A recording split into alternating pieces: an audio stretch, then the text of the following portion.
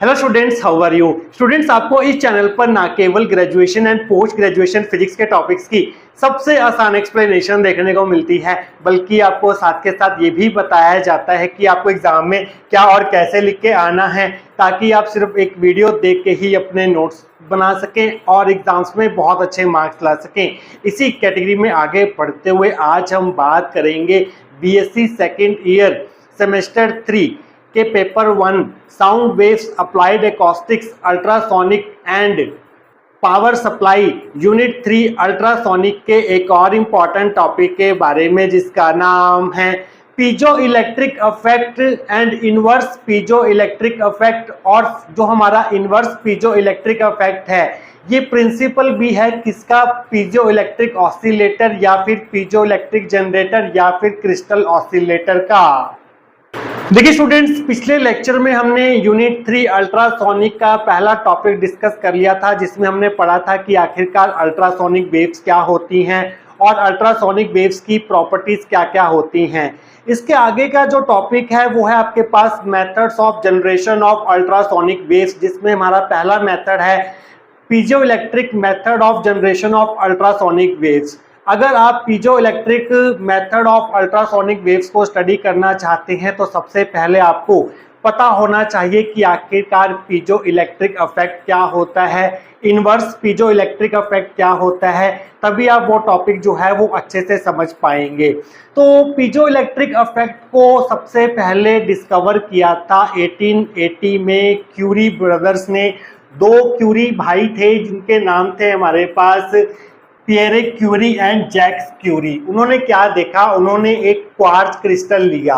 Quartz crystal में उन्होंने दो इमेजिनरी एक्सिस जो हैं वो एज्यूम की। पहली एक्सिस जो है वो इलेक्ट्रिकल एक्सिस होगी और दूसरी एक्सिस जो है वो मैकेनिकल एक्सिस होगी।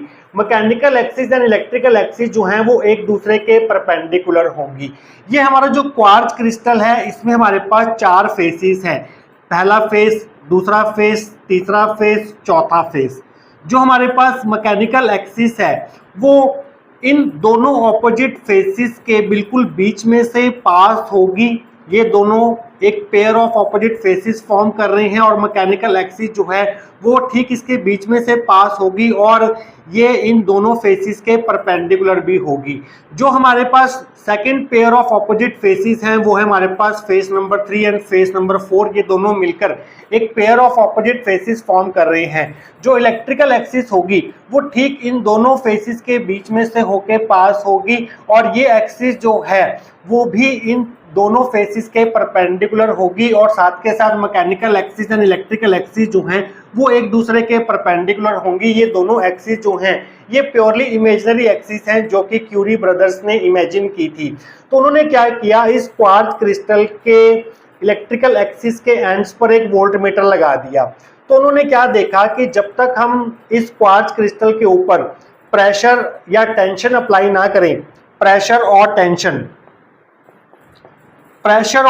अप्लाई करने का मतलब ये है, प्रेशर अप्लाई करने का मतलब ये है कि इस क्वार्ट्ज क्रिस्टल को जब तक हम कंप्रेस ना करें, और टेंशन अप्लाई करने का मतलब ये है कि जब तक हम इस क्वार्ट्ज क्रिस्टल को स्ट्रेच ना करें तब तक इस इलेक्ट्रिकल एक्सिस के अलोंग जो वोल्टमीटर कनेक्टेड है वहां पर हमें रीडिंग जो है वो 0 मिलेगी। वोल्टमीटर कोई भी डिफ्लेक्शन शो नहीं करेगा। मींस यहाँ पर कोई भी ईएमएफ या वोल्टेज या इलेक्ट्रिक पोटेंशियल डिफरेंस जो है वो जनरेट होता हुआ नहीं दिखाई देगा। बट जैसे ही हम मैकेनिकल एक्सिस के अलोंग प्रेशर या टेंशन अप्लाई करते हैं, प्रेशर अप्लाई करने का मतलब है क्वार्ट्ज क्रिस्टल को कंप्रेस करना, टेंशन अप्लाई करने का मतलब यह है कि क्वार्ट्ज क्रिस्टल को स्ट्रेच करना, वैसे ही आपका इलेक्ट्रिक पोटेंशियल डिफरेंस, वोल्टेज या ईएमएफ जो है इलेक्ट्रिकल एक्सिस के अलोंग हमें देखने को मिलेगा और वोल्टमीटर जो है वो हमें नॉन जीरो रीडिंग देगा। तो स्टूडेंट्स, इसको समझने के लिए हम क्या करते हैं, एक और डायग्राम यहाँ पर ड्रॉ करते हैं। ये वही हमारे पास क्वार्ट्ज क्रिस्टल है, इसके बीच में मैकेनिकल एक्सिस है और यहाँ पर हमारे पास इलेक्ट्रिकल एक्सिस है। इलेक्ट्रिकल एक्सिस के एंड्स पर हमने वोल्टमीटर कनेक्ट कर दिया। अब हम क्या करते हैं, इस क्वार्ट्ज क्रिस्टल पर प्रेशर अप्लाई करते हैं, मींस इसे कंप्रेस करते हैं। तो कंप्रेस करने से क्या होगा, प्रेशर अप्लाई करने से क्या होगा, क्वार्ट्ज जो है वो बेसिकली एक डाइलेक्ट्रिक मटेरियल है।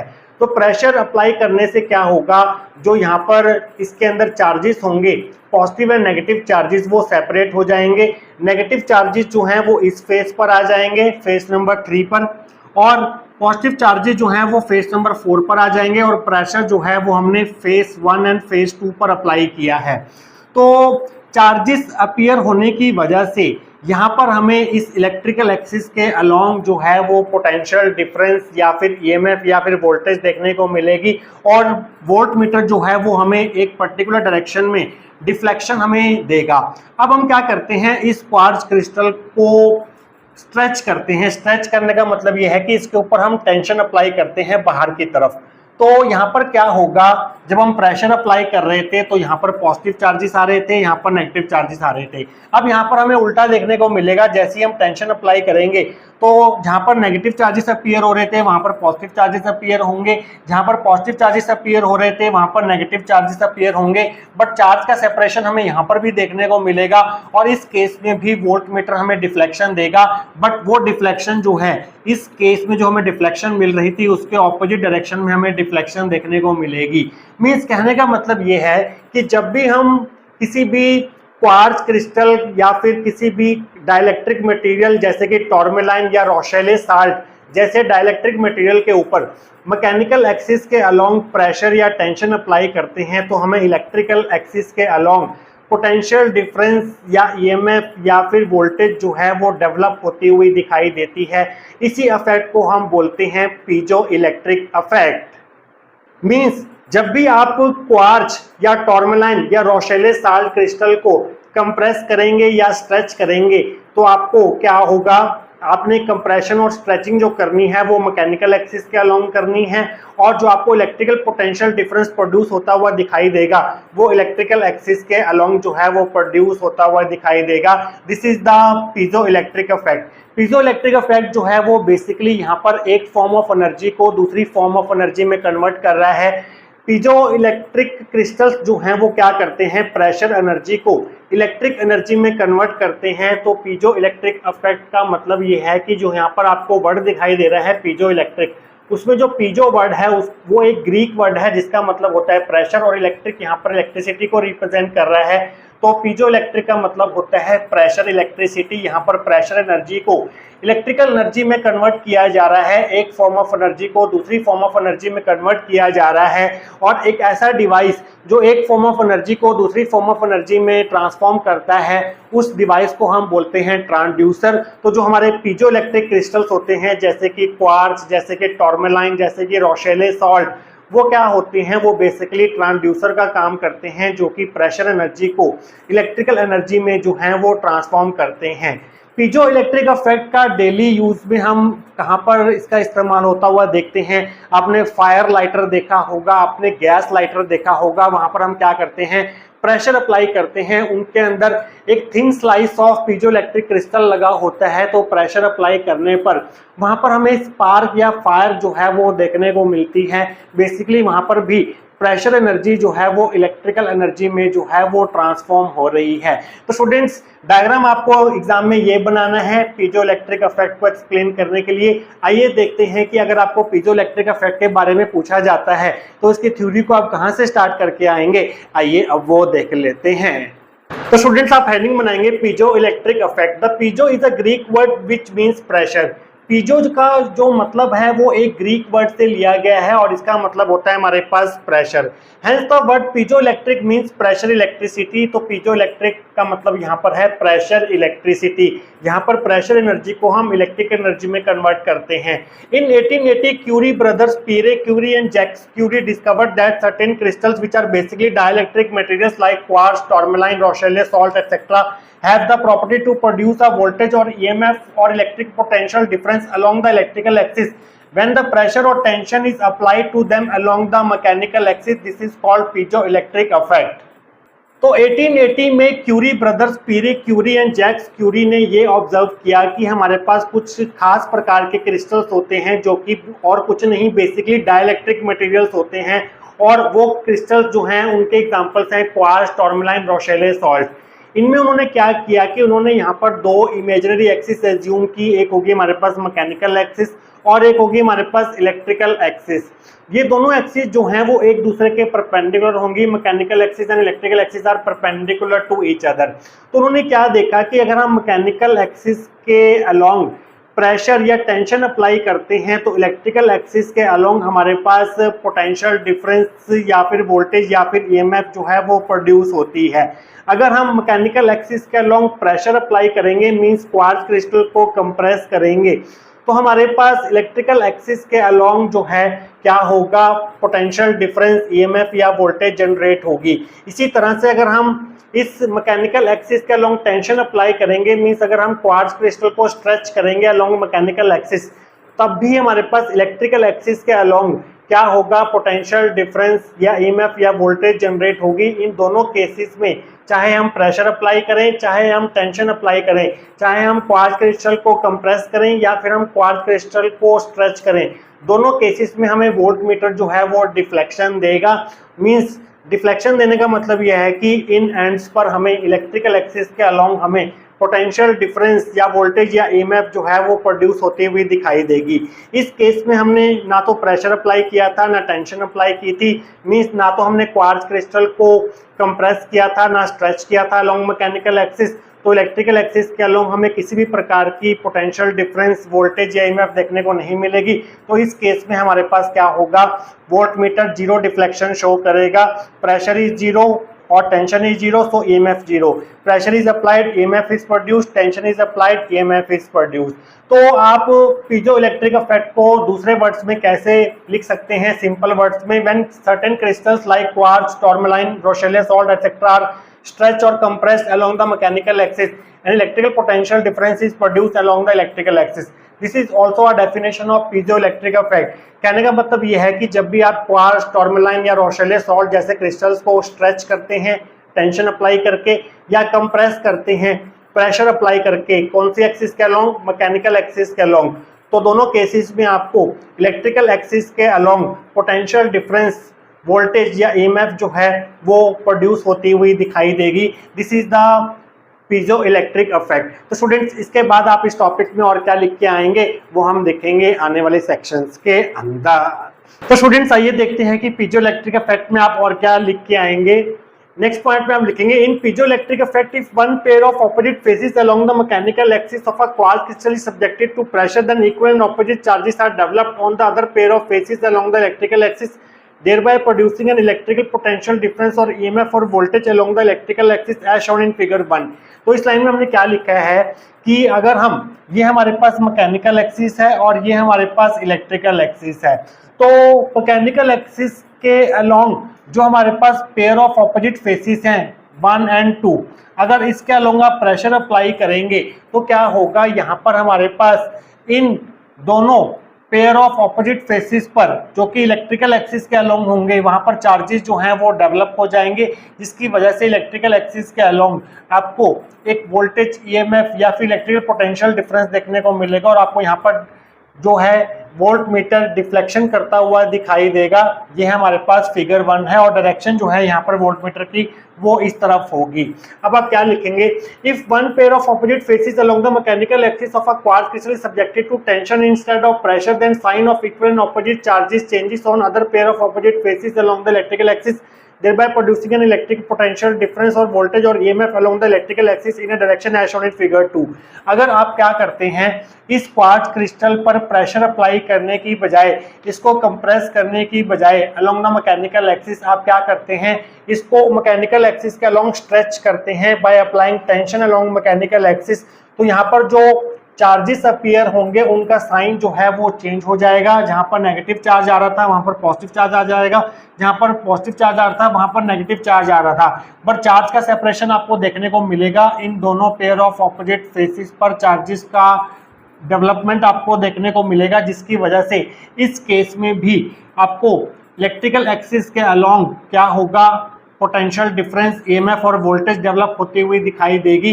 बट इस केस में जो वोल्ट मीटर की डिफ्लेक्शन होगी वो इस केस की डिफ्लेक्शन से ऑपोजिट हो जाएगी, जैसा कि फिगर 2 में दिखाया गया है।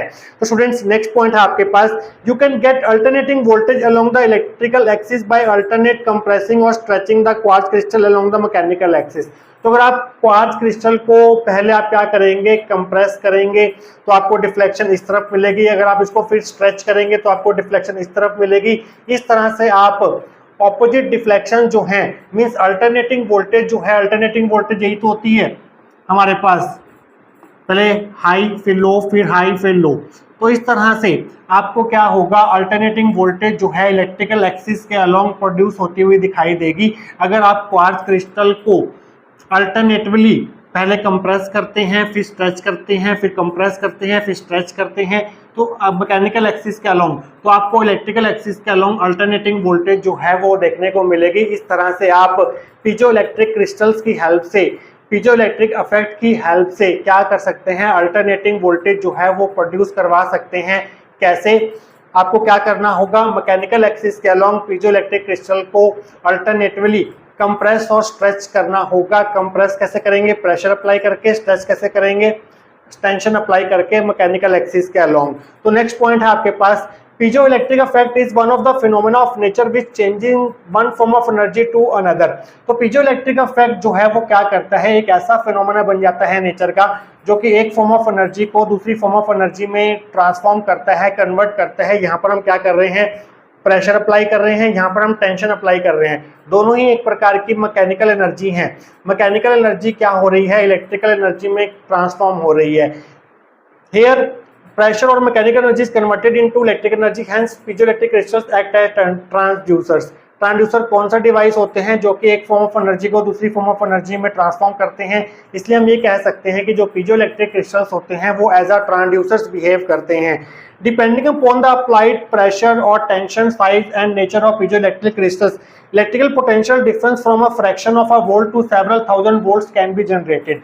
अब यहाँ पर आपको कितना पोटेंशियल डिफरेंस देखने को मिलेगा इलेक्ट्रिकल एक्सिस के अलोंग, वो डिपेंड करता है कि आप मैकेनिकल एक्सिस के अलोंग कितना प्रेशर अप्लाई कर रहे हैं या फिर कितना टेंशन अप्लाई कर रहे हैं। एक तो उस पर डिपेंड करेगा, एक डिपेंड करेगा कि आप यहाँ पर क्रिस्टल कौन सा ले रहे हैं। अगर आपका क्वार्ट्ज क्रिस्टल है तो पोटेंशियल डिफरेंस कुछ और देखने को मिलेगा, अगर आपका टॉर्मेलाइन क्रिस्टल है तो पोटेंशियल डिफरेंस कुछ और देखने को मिलेगा, अगर आपका रोशेले सॉल्ट क्रिस्टल है तो आपको पोटेंशियल डिफरेंस कुछ और देखने को मिलेगा। और साथ के साथ इस क्रिस्टल के साइज के ऊपर भी डिपेंड करेगा कि आपका कितना इलेक्ट्रिकल पोटेंशियल डिफरेंस जो है वो देखने को मिल रहा है इलेक्ट्रिकल एक्सिस के अलोंग।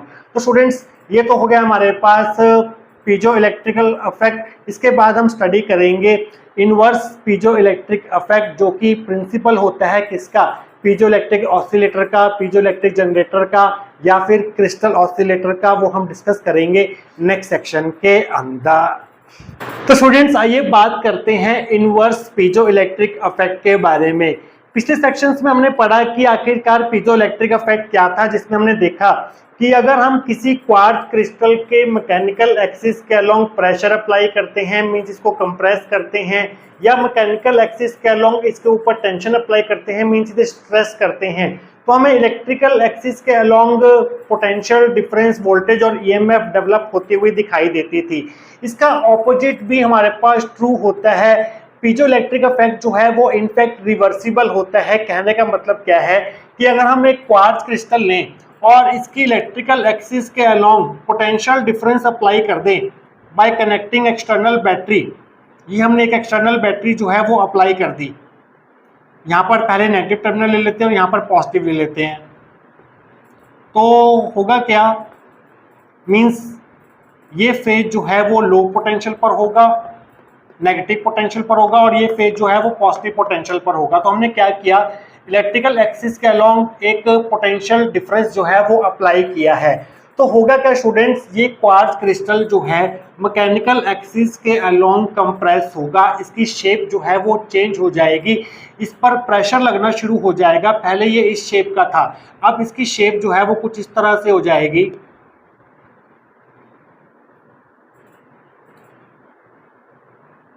अब ये स्क्वीज हो जाएगा, कंप्रेस हो जाएगा। जो पहले आपको सॉलिड दिखाई दे रहा था वो कब तक था, जब तक हमारे पास बैटरी कनेक्टेड नहीं थी, एक्सटर्नल पोटेंशियल डिफरेंस क्रिएटेड नहीं था। अब हमने एक्सटर्नल पोटेंशियल डिफरेंस अप्लाई किया तो ये कंप्रेस होगा अलोंग मैकेनिकल एक्सिस और कंप्रेस होकर वो अपनी न्यू शेप में आ जाएगा, जो कि आपको डॉटेड शेप दिखाई दे रही है। इसी तरह से अगर हम इलेक्ट्रिकल एक्सिस के अलोंग पोटेंशियल डिफरेंस अप्लाई करें बट पोलैरिटी यहाँ पर ऑपोजिट कर दें, यहाँ पॉजिटिव कर दें, यहाँ पर नेगेटिव कर दें, मींस ये एंड जो है वो हाई पोटेंशियल पर है और ये एंड जो है वो लो पोटेंशियल पर है। हमने इलेक्ट्रिकल एक्सिस के अलोंग भी इस बार क्या किया है, पोटेंशियल डिफरेंस अप्लाई किया है। तो हमें ये ऑब्जर्व होगा कि क्वार्ट्ज क्रिस्टल जो है वो स्ट्रेच होगा, इस केस में भी क्वार्ट्ज क्रिस्टल जो है वो डिफॉर्म होगा, बट इस केस में इसकी हमें स्ट्रेचिंग जो है वो देखने को मिलेगी।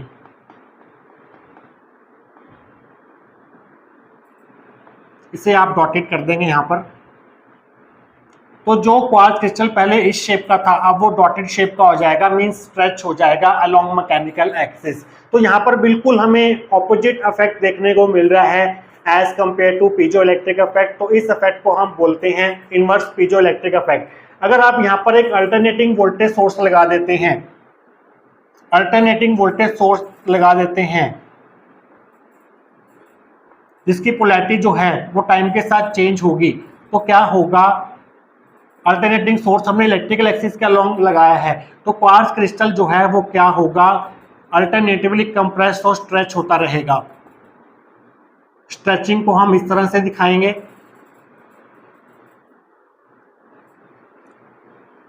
ये हमने इसकी स्ट्रेचिंग को दिखा दिया, इसको डॉटेड जरूर करेंगे आप।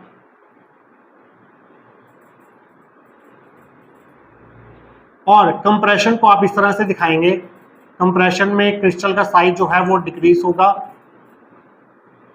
इसको भी आप डॉटेड कर देंगे।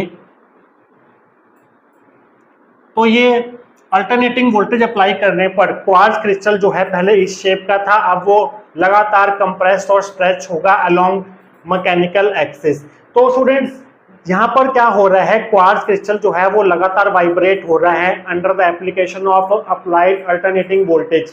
तो जब हमारे पास अप्लाइड वोल्टेज की फ्रीक्वेंसी क्वार्ट्ज क्रिस्टल की नेचुरल फ्रीक्वेंसी के बराबर हो जाएगी तो उस केस में हमारे पास रेजोनेंस देखने को मिलेगा, और उस केस में क्वार्ट्ज क्रिस्टल जो है मैक्सिमम एम्पलीट्यूड के साथ वाइब्रेट करेगा, और उन वाइब्रेशंस को हम बोलते हैं अल्ट्रासोनिक वाइब्रेशंस, जिनकी फ्रीक्वेंसी जो है वो कुछ इस प्रकार से होगी P/2L√y/ρ, जहां पर P की जो वैल्यूज है वो 1 to 3 हो सकती हैं, Y जो है वो यंग्स मॉडुलस ऑफ क्रिस्टल है, ρ जो है वो डेंसिटी ऑफ द क्रिस्टल है, L यहाँ पर लेंथ ऑफ द क्रिस्टल है।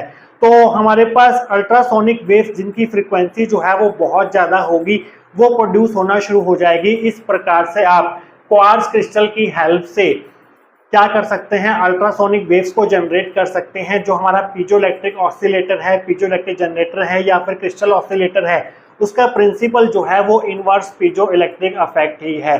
जो हमारा पीजोइलेक्ट्रिकल जनरेटर या ऑसिलेटर होगा या क्रिस्टल ऑसिलेटर होगा, उसका सर्किट डायग्राम तो हम नेक्स्ट वीडियो में स्टडी करेंगे, बट बेसिक प्रिंसिपल जो है वो इसका ये है कि जब हमारे पास अप्लाइड वोल्टेज की फ्रीक्वेंसी क्वार्ट्ज क्रिस्टल के पीजोइलेक्ट्रिकल क्रिस्टल के नेचुरल फ्रीक्वेंसी के बराबर होगी, तो ये क्वार्ट्ज क्रिस्टल जो है वो मैक्सिमम एम्पलीट्यूड के साथ वाइब्रेट करेगा और हाई फ्रीक्वेंसी की वेव्स जो है वो जनरेट करेगा, जो कि होंगे हमारे पास अल्ट्रासोनिक वेव्स, जिनकी फ्रीक्वेंसी जो है वो 20,000 हर्ट्ज से ज़्यादा रहने वाली है, और फ्रीक्वेंसी का फॉर्मूला जो है वो हमें यहाँ से मिलेगा। तो स्टूडेंट्स आइए देखते हैं कि इनवर्स पीजोइलेक्ट्रिक इफेक्ट या फिर प्रिंसिपल ऑफ पीजोइलेक्ट्रिकल ऑसिलेटर और पीजोइलेक्ट्रिक जनरेटर और क्रिस्टल ऑसिलेटर में आप क्या लिख के आएंगे। अगर आपको ऐसे पूछा जाता है पीजोइलेक्ट्रिक इफेक्ट इज रिवर्सिबल, तो भी आपको ये 3 डायग्राम बनाने हैं और इसकी थ्योरी में क्या लिखना है, आइए अब वो देख लेते हैं। If an alternating voltage is applied to one pair of opposite faces of quartz crystal along the electrical axis, it produces an alternating expansion or contraction in the crystal, so it starts to vibrate along the mechanical axis. This is known as inverse piezoelectric effect or electrostriction effect. तो आपने क्या करना है, electrical axis के along इन दोनों opposite faces पर alternating voltage जो है वो अप्लाई करनी है इस तरह से। तो क्या होगा, ये क्वार्ट्ज क्रिस्टल जो है, पीजोइलेक्ट्रिक क्रिस्टल जो है, मैकेनिकल एक्सिस के अलोंग अल्टरनेटिंग एक्सपेंशन और कॉन्ट्रैक्शन हमें शो करेगा इस मैकेनिकल एक्सिस के अलोंग, इन दोनों फेसिस के अलोंग। तो यहाँ पर इस प्रकार की इफेक्ट को हम बोलते हैं इनवर्स पीजोइलेक्ट्रिक इफेक्ट, और इनवर्स पीजोइलेक्ट्रिक इफेक्ट का दूसरा नाम भी ये होता है इलेक्ट्रोस्ट्रिक्शन इफेक्ट। इलेक्ट्रोस्ट्रिक्शन का मतलब ये होता है कि इलेक्ट्रिकल पोटेंशियल डिफरेंस अप्लाई करने पर किसी क्रिस्टल का डिफॉर्मेशन हो जाना, पोटेंशियल डिफरेंस हमने इलेक्ट्रिकल एक्सिस के अलोंग अप्लाई किया है। डिफॉर्मेशन जो है इसका एक्सपेंशन और कंप्रेशन जो है वो मैकेनिकल एक्सिस के अलोंग होगा, परपेंडिकुलर डायरेक्शन में होगा। इस इफेक्ट को हम बोलते हैं इलेक्ट्रोस्ट्रिक्शन इफेक्ट या फिर inverse piezo electrical effect. If frequency of applied voltage becomes equal to the natural frequency of the quartz crystal then resonance occurs. जब हमारे पास अप्लाइड वोल्टेज की फ्रीक्वेंसी क्वार्ट्ज क्रिस्टल की नेचुरल फ्रीक्वेंसी के बराबर हो जाती है तो उस केस में हमारे पास रेजोनेंस फिनोमेना देखने को मिलते हैं and crystal is throne into resonant vibrations of larger amplitude. और क्रिस्टल जो है वो रेजोनेंट वाइब्रेशंस एग्जीक्यूट करते हैं जिनका एम्पलीट्यूड बहुत ज़्यादा होता है। These vibrations are longitudinal in nature. ये वाइब्रेशन जो है वो लॉन्गिट्यूडनल नेचर की होती हैं। मीन्स यहाँ पर हमारे पास sound waves of high frequency produce होंगी जिन्हें हम अल्ट्रासोनिक वाइब्रेशंस बोलते हैं, जिनकी फ्रीक्वेंसी 20,000 हर्ट्ज से ज़्यादा रहने वाली है। और इस फ्रीक्वेंसी को आप निकाल सकते हैं इस फॉर्मूला से, resonant frequency nu R is equal to P2L square root Y by rho, जहाँ पर P जो है वो 1 2 3 एंड सो ऑन होगा, Y जो है वो यंग्स मॉडुलस है क्रिस्टल का, रो जो है वो डेंसिटी ऑफ द क्रिस्टल है, L हमारे पास लेंथ ऑफ द क्रिस्टल है। तो स्टूडेंट्स ये था आपके पास piezo electric effect and inverse piezo electric effect. I think इतना कुछ पढ़ने के बाद आपके मन में इस टॉपिक से रिलेटेड कोई भी डाउट जो है वो नहीं रहना चाहिए। तो स्टूडेंट्स इसके बाद हम मिलेंगे यूनिट 3 के बाकी टॉपिक्स के साथ। Till then take care.